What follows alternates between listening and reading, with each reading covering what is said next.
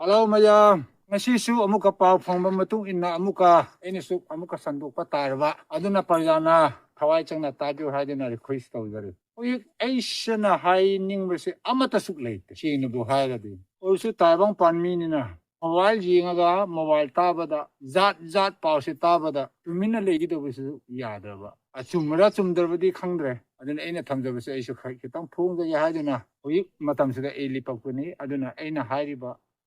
ene sanduki do wo pausing se adjust toraga komai toge kaina tabyo hadana request aduna hoyi ene haigi do se adu mamangda ikhoi gi ikai khumwa respect yamna tawjaba mayamna shar haiba kaino asang ka sarna haiba pause asi clip se amuk ta se ko clip se sai batare acknowledgement ama maming pallaga deputy cm ki ato leader cso mayam ki pallaga thokiba ma layaba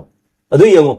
adu ga adu mai na tawraga hojik che lelong wai pham thak ta kuki militant leiramba mayam do phagni na changlaga hojik phadre moi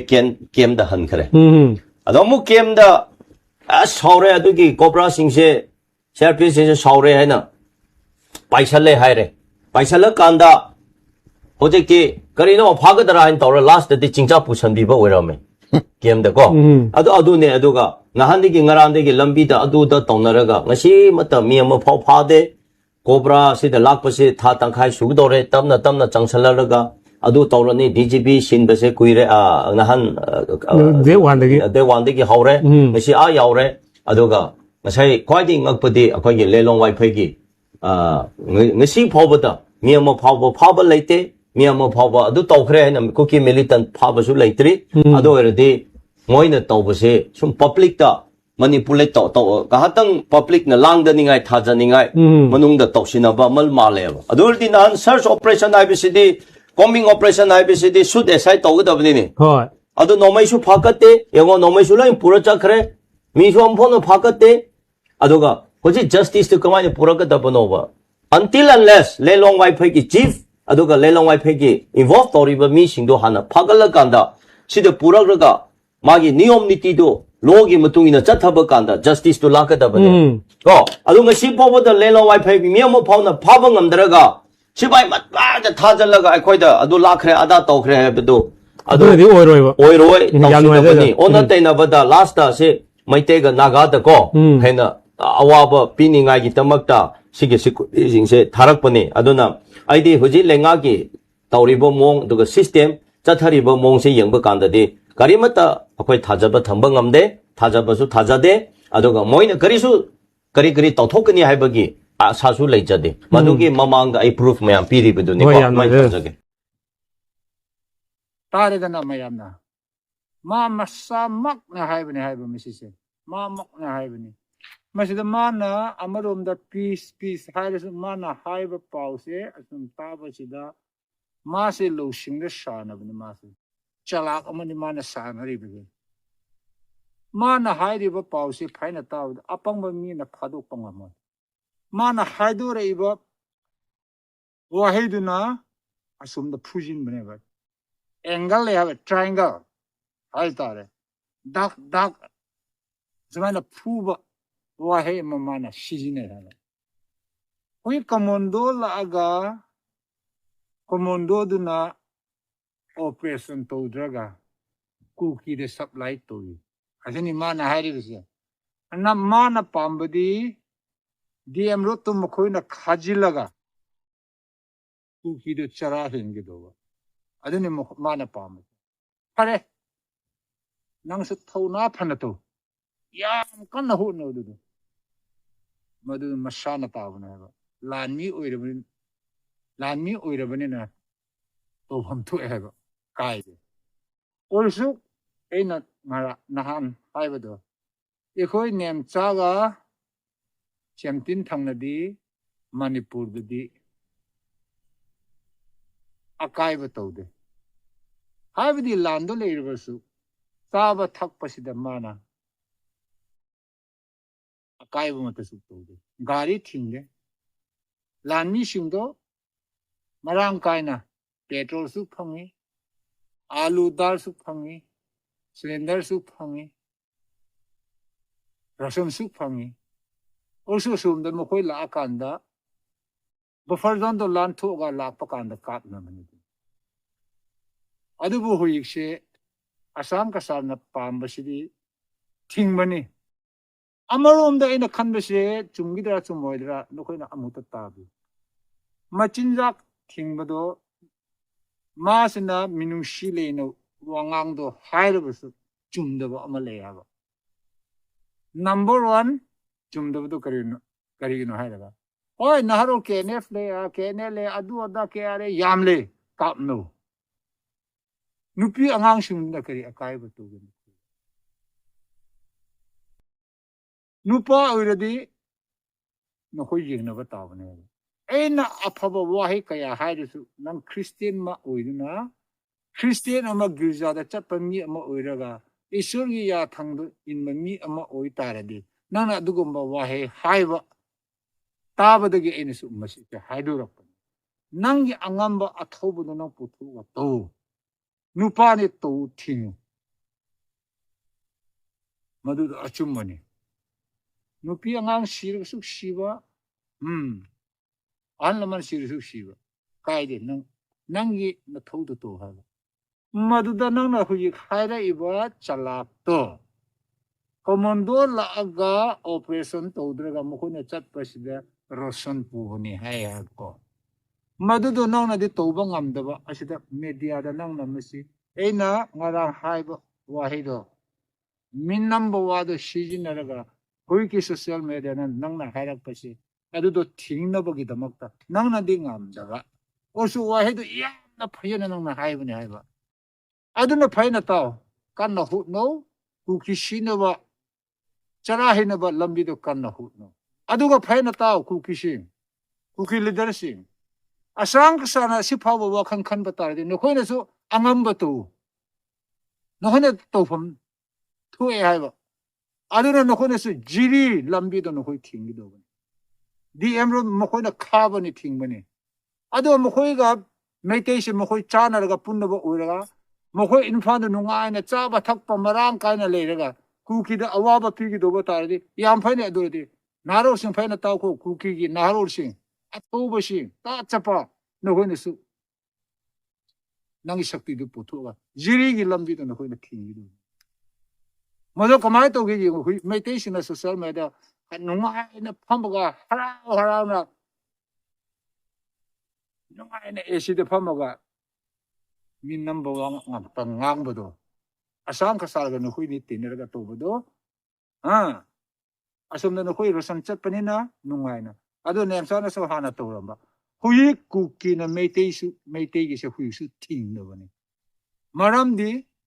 kangpu pi de ting de ba nahan khara irang gi no mak ta ting ba do adu ni ha ba adu mamang da mo khoi na asiana pati de ting ba ni sena pati de ting ba do kangpu pi ga o infa se loi no ting ba ni ha ba ku ki na ting de shi na ha ge adu mo khoi na ting ba da gi ko ma to re ha da mo a ta la ga jiri da gi lan tho ga chang ma na ba adu mo khoi na cha ra ga asum asam ka sa ga pun na ga ku ki wa na ba kan na hu na ba ta ra di ku ki shin na su no khoi na nupa na tro lambi do ko mai to di mo khoi chin dak to block gi da adu di meditation se social media da wa ngang do an thara ta aphaw yam saman khre mo khoi se acha bu su phang ba adu ku ki han na ba plan de yam simman khre ga adu ta di ku ki ta chapa no khoi tu mi na le gi do nupa na tro na khut thang lu nupa ni no khoi leader sing gi mawa lu gi ma thau ta de mo khoi di nungai na pham ga ac de pham ga ahaw ba oksa mahaw atha ba cha ga yin sa cha ga ngakra ahaw ba thung ga cha ga anang ba lai do ba mi sing na front line da li pa ga nu mai pa ga wa na le ga mo khoi na apa ma pa ma to bu do madu oi de ba wa ni adu na ta cha pa no khoi na su jiri lambi do kha gi do ba ni pa na ga nu wat de madu meditation ni ko mai to ba ni mo khoi meditation sing ko no khoi na pang ba se yam na pang ma ni no khoi se hoi tang khul na madu thing ba da phare da na asini da no khoi su thing gi de ado jiri hang ba se no khoi no pa na madu kharak pa yi mo nungai ra ka ni no khoi do na khoi se yam hin malamani hui su na khoi wangang sanga se aphaba mata suk le te ngarang ai na phairam bu phaina ta min number wa ngang do na manipur se lu ya hai bu do thamne le na tham do madu do ning su na khoi chik silu me te ma cha sin hui ku kina kang pu pi do na khoi gi chara do kang wi de adu do thing de gari chat hali tax lo rami na khoi na chin ya phang gi asum na mo khoi na thing ba gi na khoi gi si yaw ya de na khoi asum la laga asam de chal laga asum jiri de ka khal laga hui ta ba do khar le bu do na khoi aphaw sa ra ko na ko aduna ai na hai ni ku ki na ro sin ai na hai ba paw se ta bu na khoi su kan na hu no ko no krai de le bra kan na hu no ahan sing na leader sing na ya de har su no khoi na thing leader sing na lan kap te no khoi na kap pa ne hai ba awa ba no khoi na thing na ba ne hai ba adu no khoi wa na ba gi damak ta supply to ro no khoi awa ba thing no ba do chum ra ne adu na asum da asam ka sa su dialogue yam phu man ne no khoi nu pa no khoi sakti du pu thu hai ba ni ko hai na ta asam ka sa na hai ba wa sing se amata suk le to adu ai warning suk to de nang nu pa ne to adu wa no khoi na angam ba to ukhru ke lambi to no khoi na su thing mi do ne litan sai ta lo ni mok thing ga yari phaw ba ta du bi de gi ukhru road lambi phaw no khoi mo khoi lambi to thing do ba khot no nu pa ni nung ta ra su lien ta ra su ising chaw ra su mo khoi lambi thing bi do ne ukhru district manu ur su changa thing bi do ne mo khoi na kayam to ba ngam le khun su to ba ta masi se phatte hai na in a bible ga chana na kaya hai su nang na masi se ya hai man gra ba aduna tai bong mi oi bong in ko ai su khang ma ngam de ha ba nupi angang chara hen ba sing do no madu ne nang pa mi si nu pa ra ne nupi angang ma chana chara hen gi do I ho ku kini din mai te khabi de hai ba shi na hai gari dar ni tung ma di kham ne hai ba chara hen do no mo ho gari truck cha ma mar phu chang I si di manipur da I ho na krai de thing bra no khoi jilang sing na tang khun na kha ma na tro thing ma na tro adu ai saw ma na de ko adu hoi army sing na khitang hanga ga du to bu da awa ba ti na bu gi damak ta kan hu na ba ne ba hoi IT ro su no khoi na thing IT ro su mo khoi na phang gi da adu nang gi plan se parjam mayam se khungwang da lei ba eno se ni se wa na ba ngak ta ne ba nang na di kai ma ta su adu to ra nang di infan da pham ga nungai na cha da ga nang khudun bi thi la ga apang ba sing se kui chin gi do ba ne ba lan u di nu pa kap no kai no ne adu go ne asang ka sa ama hai bi ui na na manipur da mating pa nga social media law ba minam wa hai ba su ko tu min na phai na le yu